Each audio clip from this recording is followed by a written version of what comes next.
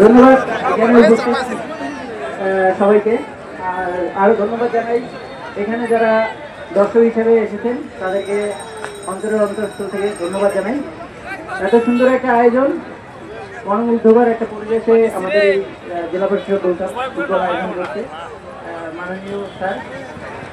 তো ওনাকেও ধন্যবাদ জানাই পার্সোনালি, অনেকদিন থেকে নির্ভর যে খেলাধুলার আয়োজন করা হয়নি। হ্যাঁ, তো এখানে যারা খেলার সাথে সংশ্লিষ্ট আছেন, এডিসি স্যার, পৌরসভা, আর যারা আছেন তাদেরকে অসংখ্য অসংখ্য ধন্যবাদ এত সুন্দর একটা আয়োজন করার জন্য। ধন্যবাদ জানাই। আর 6 গোল করার উপলক্ষে অবশ্যই অবশ্যই গোল করা বড় বিষয় না, বড় বিষয় হচ্ছে আমাদের টিমটাকে জিতানো, এটাই সবচেয়ে বড় বিষয়।